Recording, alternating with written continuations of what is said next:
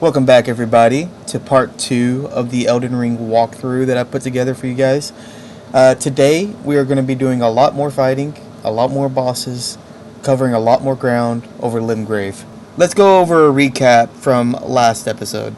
You can pause the video here and admire my amazing use of paint and look over everything, make sure that you have the right stats and all the items that we picked up in episode 1. If not, go back, pick them up, and continue the video from here. And right here, I created a map of everything we're going to be doing in this episode. You can see my amazing paint skills showing off. The orange route is going to be the start. Each color is going to represent a point of where we teleport back to a site of grace. The green one is going to be the second path.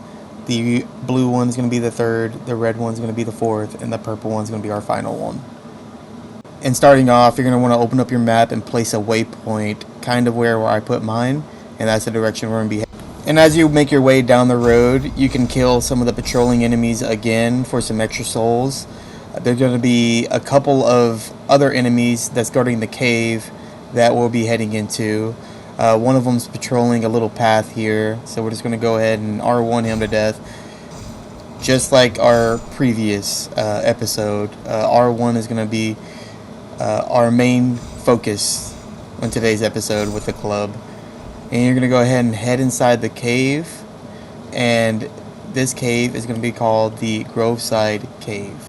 And go ahead and activate the Site of Grace inside. While Groveside Cave might not have a detailed history like other major landmarks in Elden Ring, it still represents the myriad of hidden places throughout the lands between that hold secrets, treasures, and dangers.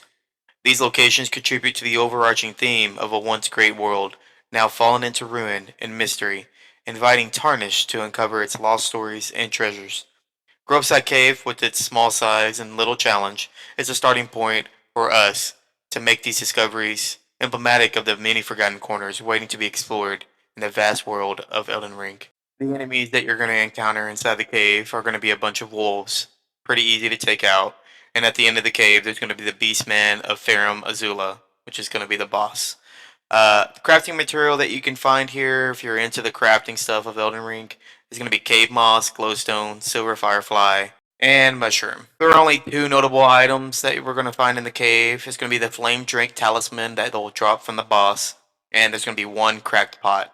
If you lit the grade, go ahead and head down this tunnel, and you can see over the cliff here that there's going to be several wolves waiting for you down below. So we're just going to head to the right and go ahead and hit this wolf over here before we get started on the other wolves. Now, these are going to be easy to take out. Just spam your R1. Not a problem at all. There's going to be one giant white wolf that's a little tougher than others.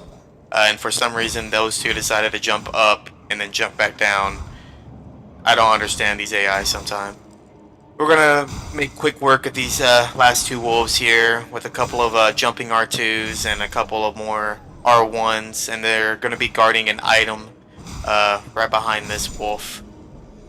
And it's going to be the cracked pot that I mentioned before we entered the cave. And down here below, you'll see a little pool of water. There's going to be a couple more wolves here.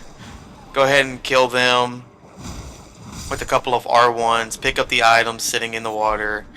Just a bunch of crafting items. I got a rune, some silver fireflies on the wall there.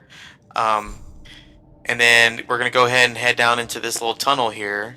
And you will be greeted with the boss door. The boss here is going to be called the Beastmen of Farum Azula. The Beastmen are considered to be remnants of the warriors and inhabitants who once thrived in Farum Azula, a place deeply connected to the dragons and mysteries of old celestial order. These beastly figures have been twisted and corrupted over time, possibly due to the cataclysmic events that shattered their homeland, and the influence of the powerful arcane energies that pervade the area. Their aggressive nature and bestial forms reflect the chaos and destruction that has befallen Farum Azula, turning its once great defenders into feral remnants of their former selves. Encountering these beastmen offer a glimpse into the tragic downfall of Farum Azula, and serves as a haunting reminder of the catastrophic events that have shaped the lands between. Now, the fight itself is pretty easy. The lore made these guys seem pretty powerful, but not really. His attacks are really slow. You just want to lock onto him, kind of circle around him, roll around, and dodge his slow attacks, and just R1 him to death. Throw out in a couple of jumping R2s there. You want to try to stagger him so you can get a repost. I started this fight by buffing up with the battle cry, so you can do the same. It's gonna jump R2, repost, and that's basically going to be the fight. R1 him a couple more times. Right there, I charged up my R2 to get that charged heavy swing in, and jump R2, and he's dead. Pretty easy fight. You shouldn't have problems with it. He's going to give you a Flame Drake talisman, and then you're going to find the blue mark and go to the entrance of the dungeon. Once outside of the cave, you're going to open up your map and teleport to the gate front side of Grace. Then you're going to run around to the left side of these carriages, staying as far to the left as you can so you don't kick any aggro. Now I will point out that if you need some extra runes, this settlement here is a really good place to farm some runes if you want some extra levels. But you're going to head straight towards this road once you get past all the enemies, and there's going to be a side of Grace hidden right here in this patch of dirt. Once you've rested at the side of Grace, you're going to stay to the left of the road and go straight ahead. And you should see a discolored bush that kind of stands out, and a guy will start talking to you. You just want to head on over to that bush and just hit it with an R1 attack, and it's going to reveal another NPC. His name is Bach, and we're introduced to a somewhat timid creature who is notably different from the typical inhabitants of the Lands Between. He is a half-human, half-animal character, resembling a small humanoid creature with distinctive features. He's going to be talking about a cave that he was pushed out of, and he wants our help getting back into the cave so he can get his belongings. Exhausts his dialogue until he repeats the same thing and then head to the right. On the road, you can ignore them or attack them. They don't really give you much, and they don't really fight back, so you'll probably feel bad about it, but I'm going to go ahead and kill him. You see that guy just kind of try to run away. And you're going to head back to the left and stay on the road, and you'll notice a group of enemies that are sitting by the fire. And a guy on a horseback. Try to ignore them and go directly for this little rolling ball. And try to kill it as quickly as you can without dying, because it will disappear if you do not attack it in time. And he's going to give you the Ash of War there. And then we're just going to try to jumping R2, get this guy. 2 jumping R2s will get this guy off the horse and get him killed. And then the other guys, you know the drill, R1. They don't really hit hard. It's not a challenge. Alright, and once we're done with that, we are going to pick up the item that is on a body hanging over the bridge. And it's going to be a smithing stone that we're going to be using. You're going to open up your map, teleport back to the side of Grace that we hit before. And you want to pass the time. You want to sit down at the side of Grace, pass the time to nighttime, nightfall. And we're going to head back up the same way. Just go up the road. You can go on horseback. And there's going to be a boss that we're going to be killing on the bridge. Before attacking the boss, we're going to go ahead and take out the group of enemies that are sitting by the fire once again, so they do not bother us during the boss fight.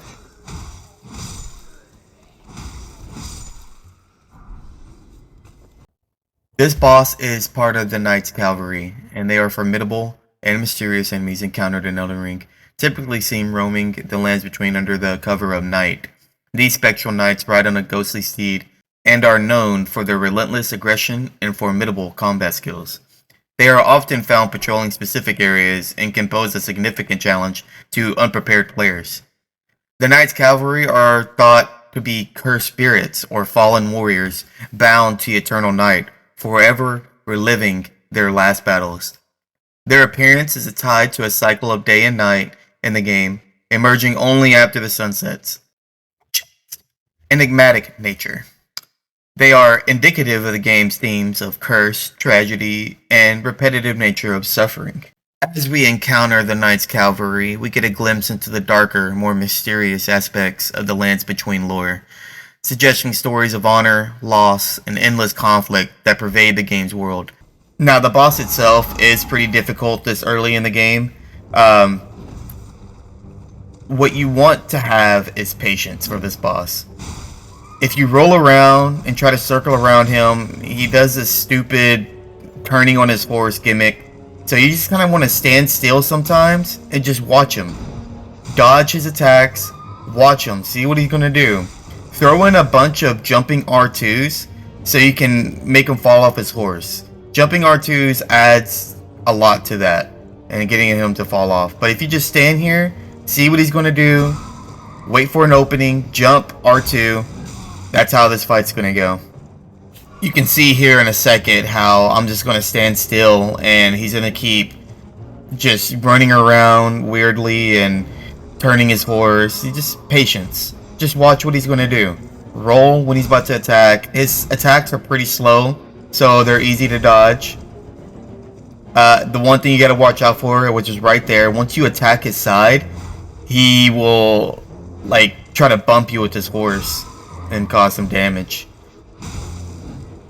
It doesn't take too many jumping R2s to get him off his horse. Most of the time you're just standing still and waiting to see what he's going to do. And he's hit me twice with that move there. But pretty soon here, you can see the horse's health right there. Every time you hit, it's the little bar that's right underneath him. That horse is about to be dead. A couple more jumping R2s and we'll make quick work of this boss. Because once he's off his horse, the fight's nothing. You just want to kill him before he gets back on his horse, because he can get back on his horse. But we've done a lot of damage to him already by jumping and R2ing him, that once he falls off, we can pretty much end the fight.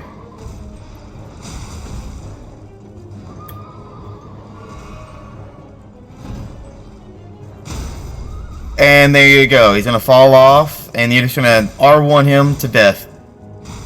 Be careful of his attacks. Very slow attacks. And then we're just going to finish him off with a jumping R2. And that's about it. Now, if you want to skip this boss at this point of the game, if he's a little too challenging and you don't want to lose your souls to him, you can come back to him later and then come back to the video from this point. He gives you the Ash of War bridge. I suggest that you open up your map, teleport back to that same side of grace, and just rest up, get your flask back, get your health up before we move on. Now, in this next bit of section that we're going to be doing here, I lost the recording for, so I had to create a new character, get back to where we were, and I didn't do anything else. That's why I have that rune still that I haven't used. And I haven't even equipped my steed yet. But I quickly got back to the spot. I'm still the same. I laid this character the same level. And then I'm just going to get back to where we are at on our original character that I created. So you're going to go back to the bridge from the side of grace. Kill the enemies if you'd like. And we're going to move past the bridge to the next section.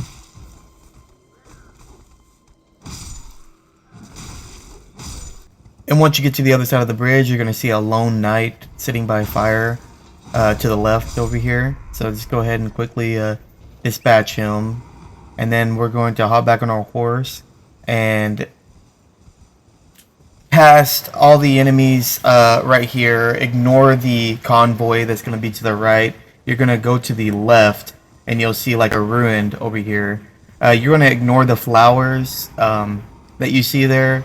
I'm not going to be killing them in this playthrough. It's kind of pointless. If you want the crafting material you get from them, you can go ahead. But otherwise, just head down the staircase.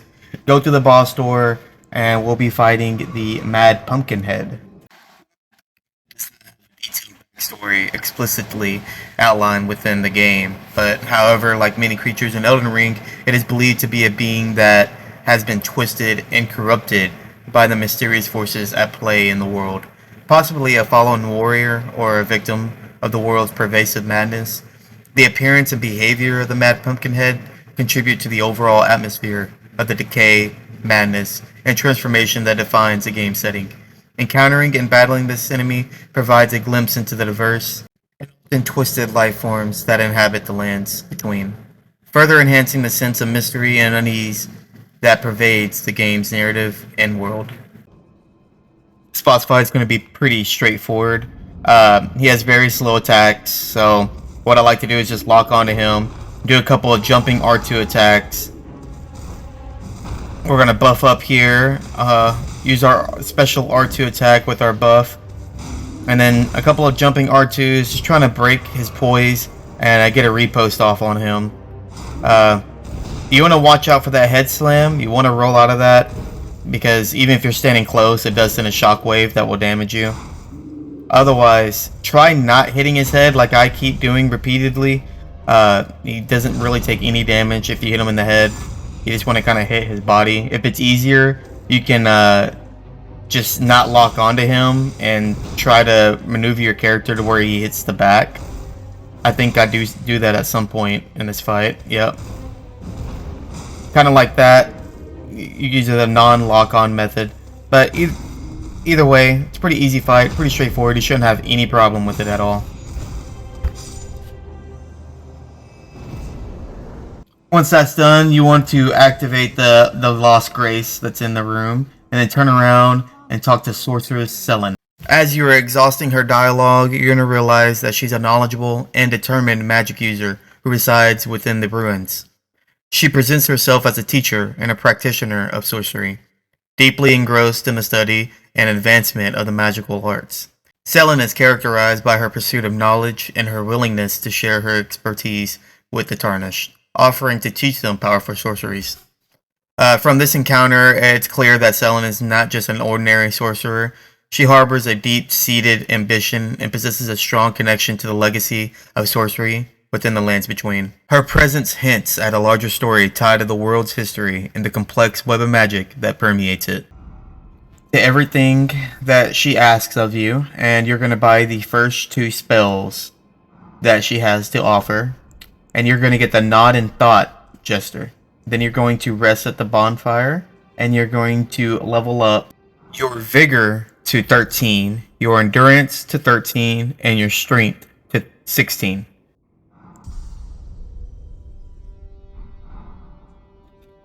Cave, we're going to head back up the stairs, ignore the flowers to the right, and we're going to make an attack on this convoy. I suggest attacking this guy on the horse, because he's the only enemy in this entire convoy that's going to pose any kind of threat. So we're going to R2 him and quickly dispatch him. And then all these other enemies, there may be, I think there's a couple of knights sprinkled in. They're not a challenge for your R1 attack. So we're just going to R1 everybody to death, dodge when needed. Ignore the horn blowers. They just keep blowing their horn. I don't know why, but make quick work of these guys. Once you're finished with the troops back there, you're gonna head up to one of these big guys and just hit them once. Get them to stop the carriage, turn around, and go and pick up the chest that's behind, and grab the great axe. Turn around and go in the direction the convoy was heading from. And just go ahead and kill this guy, I guess. And ignore the enemies that are lined up on the cliff wall there. They pose no threat. You're going to stay to the right of the road in this field so you don't get any aggro from the patrolling troops on the road. And we're just going to try to make it to the site of grace that are hidden in the trees and rocks straight ahead. Once you get here, activate the site of grace, and the camp that we're going to be attacking is going to be straight ahead of us. We're going to jump on a horse, and we're going to jump on the cliff to the right. Ignore the guy sitting on the cliff, unless you want a challenge. You can go ahead and kill him. Up to you. That's fair warning. And then we're going to kill these guys that are just aiming at the wall. I'm not too sure why I killed them. They pose no threat. We're going to head around to the left, and you're going to stay to the left. Don't go close to the guy on the horse. We're going to ignore him for now. Go on the left side of this cliff, jump up with your horse, and we're going to come up behind these guys, basically, a flank.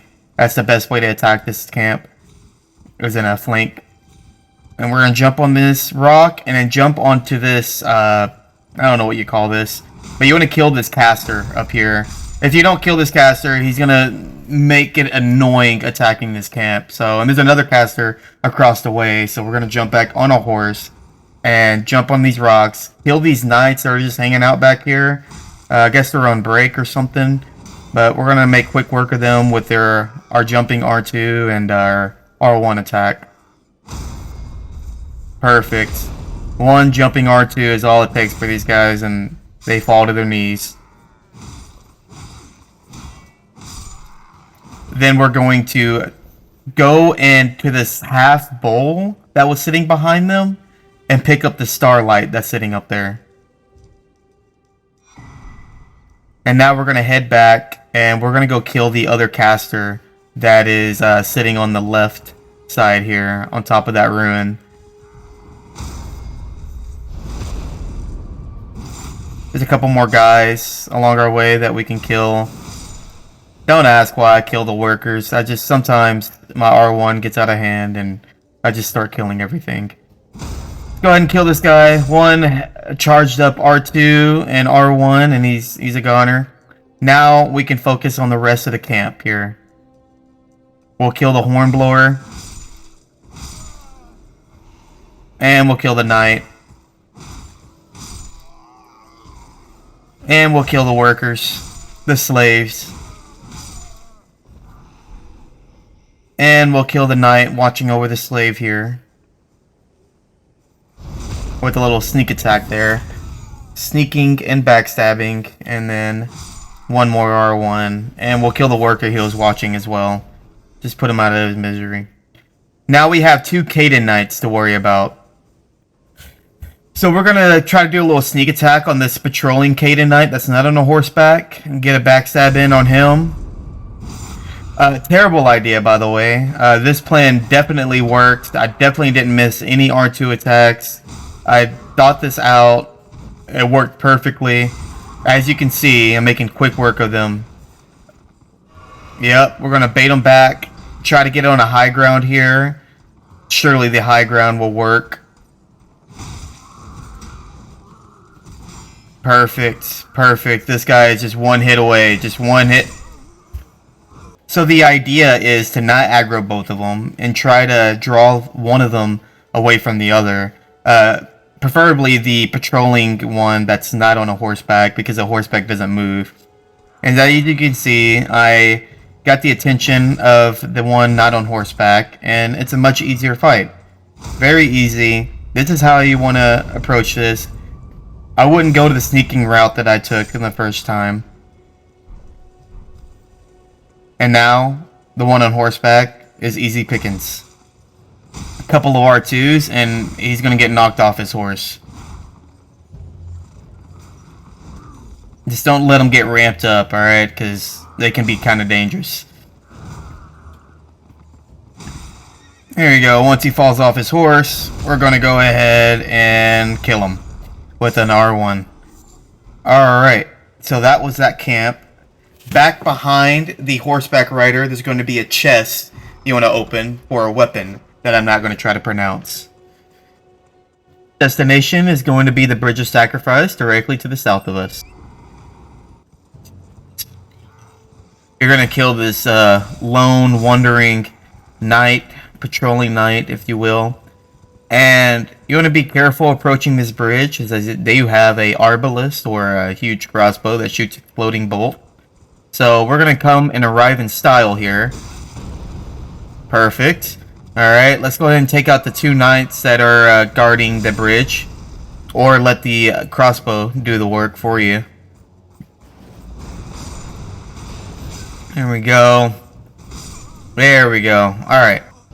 So right back at it. We're going to go ahead and kill these knights with a couple of R1 attacks. Being careful of the arbalist. You can use the barriers if you want. The arbalist will hit the barriers. We're going to come around to the left, ignoring all the enemies, and jumping up and killing the guy that keeps shooting this thing. Now, fuck this thing. Alright. And now we're going to jump down and take care of the knights here. One charged R2 attack is all it takes for these guys to fall down on their knees. Just like so. Then we're going to collect a few items on the bridge, which is going to be the smithing stone that's hanging on the body there, and a stone sword key. And you're gonna head past the bridge, turn to the right, and there's going to be a site of grace that we're going to activate for future use. We're not going to tackle this area yet, the Weeping Peninsula, but we want to have a site of grace to teleport to when we are ready to. It's going to conclude the orange path that I had outlined in the map at the beginning of this video. And so we're going to teleport to the last site of grace that we had. Now that I'm back on the original character that I created after losing the footage of gameplay that I had, we're going to go to the left here of this site of grace and put a marker right about there. There's going to be another site of grace up ahead that we're going to be getting. It's going to be right over here, tucked away, and we're going to activate this site of grace, and we're going to open our maps, and we're going to put a marker right about here, and we're going to go ahead and clear out the Dragon Burnt Ruins. The Dragon Burnt Ruins serve as a testament to the devastation caused by Dragonfire, hinting at a past event where a mighty dragon unleashed its wrath upon the area. The charred landscape and remnants of structures speak to the catastrophic impact, while the absence of life and the eerie stillness add to the location's somber backstory. For enemies here, you're going to find a bunch of dogs and a bunch of wandering nobles. Not a hard area at all. There's also one rat that's guarding the stone sword key. For items, we're going to be picking up the twin blade and one stone sword key. So as we approach the ruins, we're going to start on the right hand side and on a horseback, and we're going to go ahead and kill a rat that is guarding a stone sword key. Go ahead and jump over these walls, head into this little tower in the middle of the ruins, kill the rat, and grab your stone sword key. Now we're going to head out, and there's going to be a giant dog here. We're going to go ahead and R1 this dog to death. No match for our R1 attacks, and we can go ahead and kill these nobles. Do not go down that staircase. It's not very... You can. There's a chest down there, but it's a trap chest. It'll take you to another location, and we don't want to do that right now. Once you finish killing all the enemies in the area, we're going to go ahead and get on our horse and jump over this wall right here, and we're going to go ahead and head down that staircase and get the twin blade from the chest down below.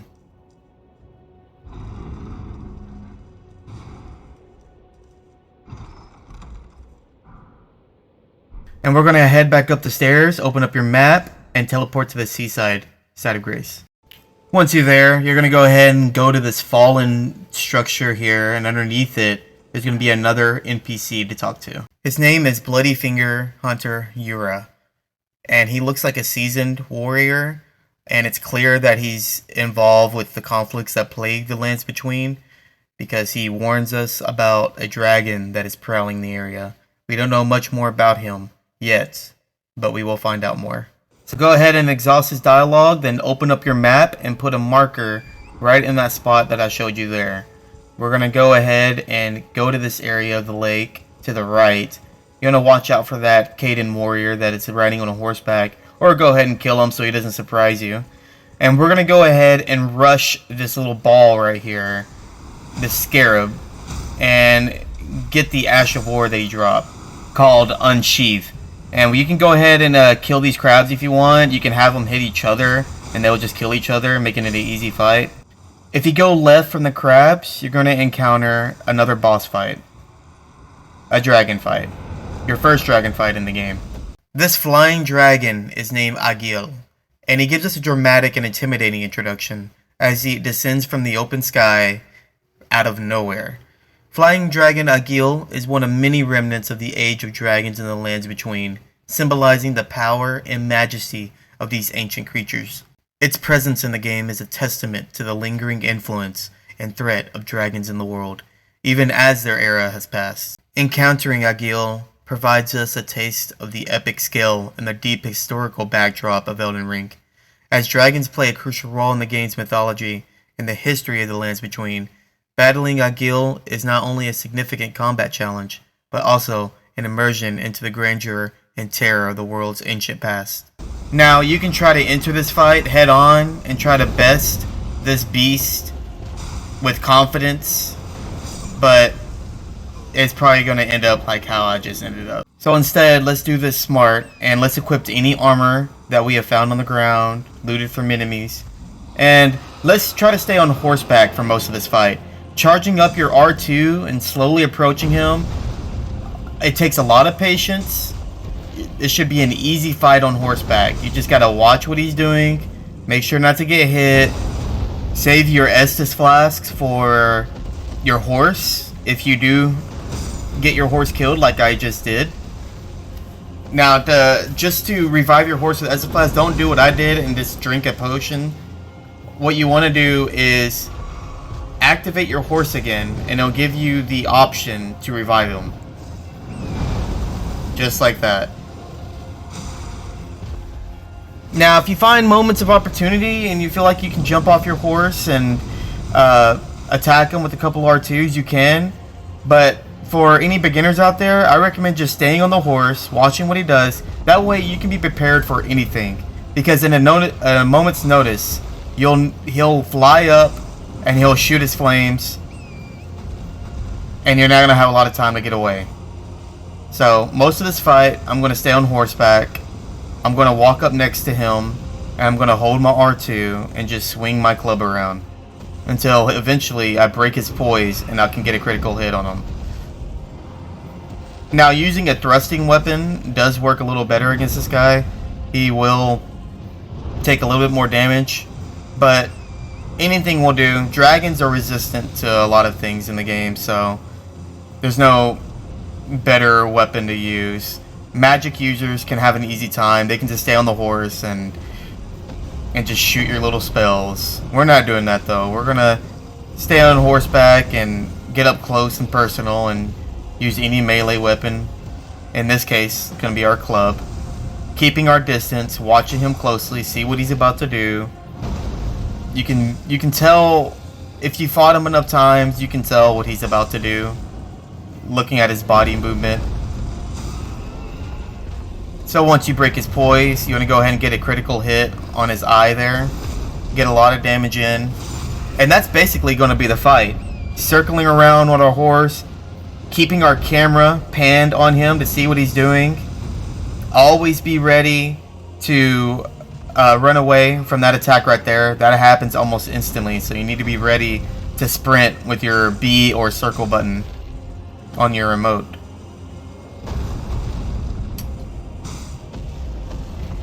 It is kind of a long fight. It just takes a lot of patience.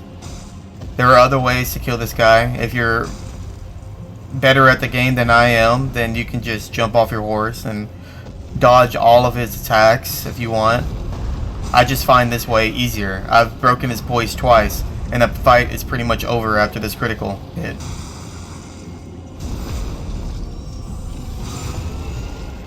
Unfortunately, I had some bats come up from out of nowhere. You gotta be careful. If bats come into the fight, they can use their little echo scream, whatever they do, and it will knock you off your horse, and that can get you killed. Luckily, they didn't do that here. He only had a little bit more health, so I just got a couple more R2s in.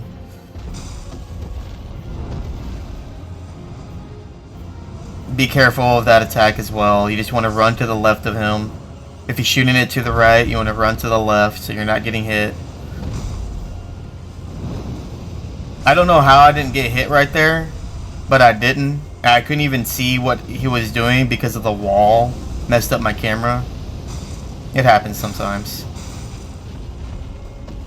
After a couple more hits, the beast falls. Hopefully it was as easy for you guys as it was for me right there, staying on horseback.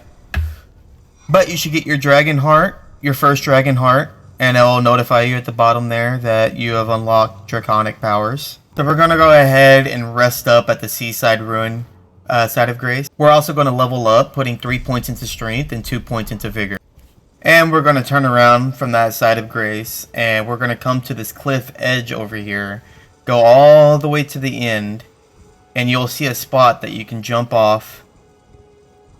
You'll see like a stream, a slipstream down there. Just jump off, you'll be alright. to safe spot, and we're gonna arrive at this beach to kill this wandering tall guy over here. Now this fight can be a little challenging for melee users if you're a beginner, but if you're just careful and you're patient, unlike me, then it shouldn't be too much of a challenge. But just when you think that his combo is going to end, it's not. So you just gotta be patient, wait for an opening, like most fights in the game, and you should be able to take this guy down.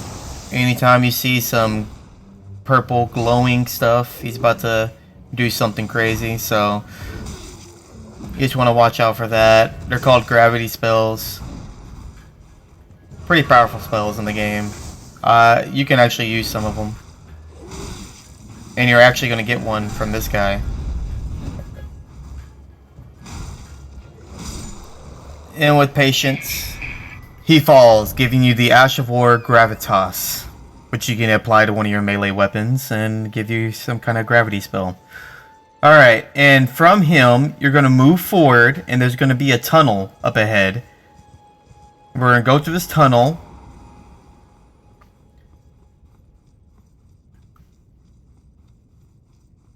And we're going to pick up an item at the end here, and if you notice, this is the starting area. We get the Holly Drake Talisman. Once you grab that, exit the cave, open your map, and teleport to the Agil Lake South side of Grace.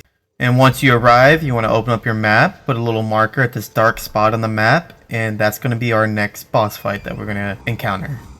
So we're going to head up to the right here and go up this hill, and you can ignore the stone worms with the glowing purple eyes. Go right past them to the center where the purple glowing circle is. Now what you just entered is called an Evergaol, specifically the Forlorn Hound Evergaol, hosting your first Evergaol boss. Evergaols are ancient magical prisons scattered throughout the lands between, designed to contain powerful entities, whether they be criminals, fallen heroes, or entities of immense power, preventing them from wreaking havoc in the outside world. The eerie, isolated atmosphere of the Evergaols speaks to the fear and respect these ancient prisons command. You're going to be encountering Bloodhound Knight Darrywell in the Evergaol. Bloodhound Knights are known for their relentless hunting skills, speed, and ferocity in combat, traits that Darrywell exemplifies during his intense battle. They are often associated with themes of pursuit, execution, and bloodshed, hinting at a dark and violent past. Darrywell, like other Bloodhound Knights, is a figure shrouded in mystery, with little known about his origins or the exact nature of his transgressions that led to his imprisonment in the Evergaol. Now, before we enter this fight, go ahead and equip the Lordsworn Greatsword. It's going to make this fight very straightforward and easy. So as we enter the Evergaol, you're going to head straight forward and prepare to hold your left trigger and your right. Go ahead and send him in the air, charge up your R2, gonna get him in a repost position, repost him, and then same thing, as soon as he gets up, left trigger, right trigger, boom, charge up your R2, get him in a repost position, and he's done for. Thanks for tuning in. So now that fight's over, we're gonna go ahead and wait for them to take us out of the Evergaol, and you'll be presented with the Bloodhound's Fang. Once you're outside, go ahead and open up your map and teleport to the Seaside Ruin side of Grace. Once you get back, go ahead and put a marker there at that dark corner of the lake, and that's going to be our next destination.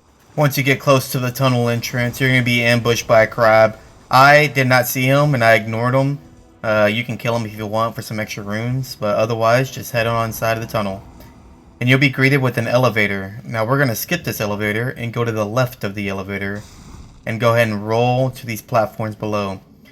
And you're going to see that as a recurring theme in these tunnels, is I rarely ever use elevators. There's always little paths that you can take on the left or right side. And on this one, there's a rune that we could collect in this little tunnel here, and keep on rolling down, being careful. Just stay to the left and roll, and you're good. Now that we're at the bottom, go ahead and activate the Side of Grace for the tunnel. This tunnel is called Limgrave Tunnels, and it's one of many mines that are scattered throughout the game. The tunnels showcase the game's recurring theme of decay and remnants of a once thriving society now fallen into ruin. The presence of valuable resources and crafting materials also suggests that these mines were significant to the region's economy and infrastructure before whatever calamity led to their current state. Go ahead and rest at the bonfire and put 2 points into dexterity, and we're also going to equip our club again because a lot of these enemies are going to be weak to strike damage. Moving forward, we're going to go ahead and clear out these enemies with ease. And also collect any golden material that's on the wall. Those are going to be smithing stones. This is a very farmable area, so if you want to upgrade your weapons and get a lot of material to do so, this is a good place to just keep running through, clearing out, and collecting the stones that are on the wall. And we're going to go ahead and come down to the pit area and go in this little small tunnel right here. Charge up an R2 attack, kill that guy in one swoop, pick up that material. Go to the left to the guy sitting down over here. We're going to kill him with ease as well. And then go down the tunnel there. There's a bunch of rats in this area. So go ahead and clear them out and collect the item they were guarding.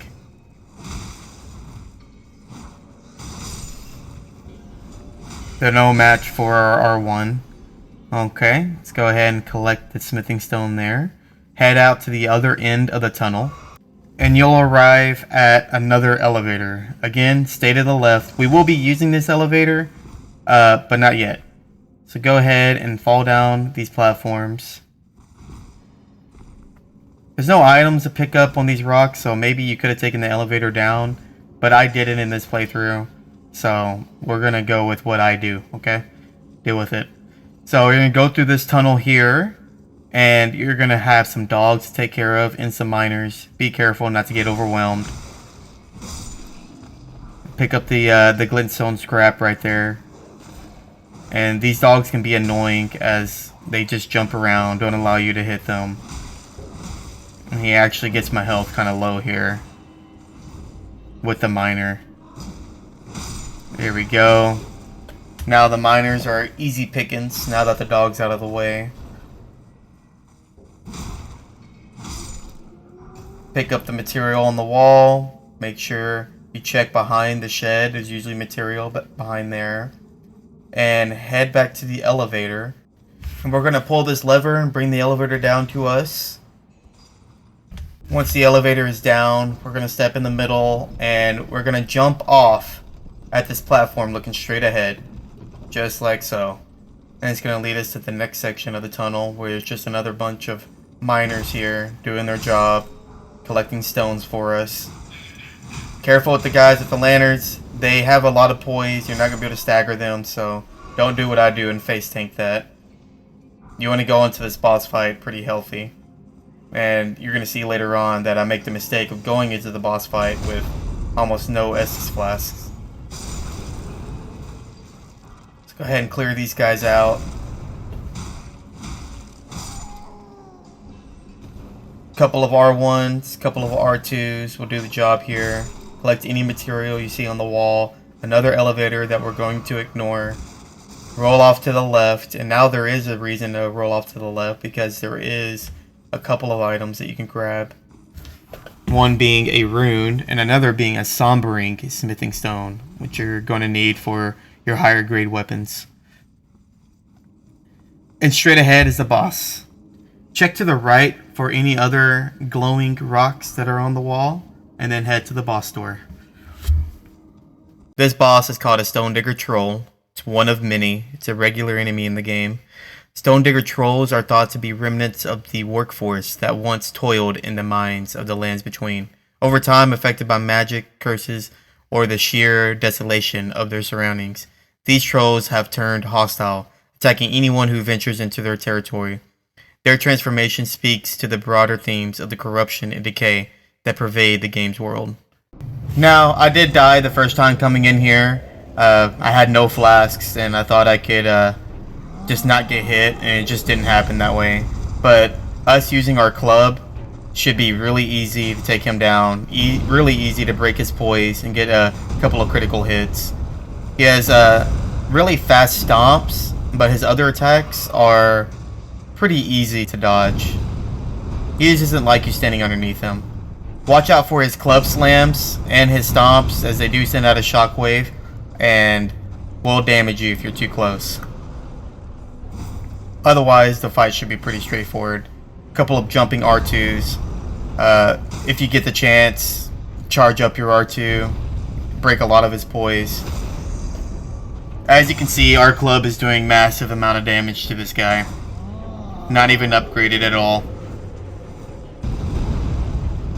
And that's an attack you gotta watch out for. You see him ramping up like that, just roll away and get far away. Jumping does avoid the shockwave attack. And watch out for that. Him pulling up his club. Apparently it does shockwave damage as well.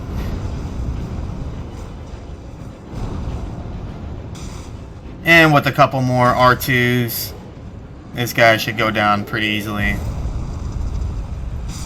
And that's about it. He's going to give you the Roar Medallion.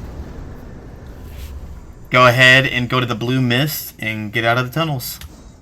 Once you're out of the tunnels, go ahead and open up your map, and we are going to teleport to Agil Lake South.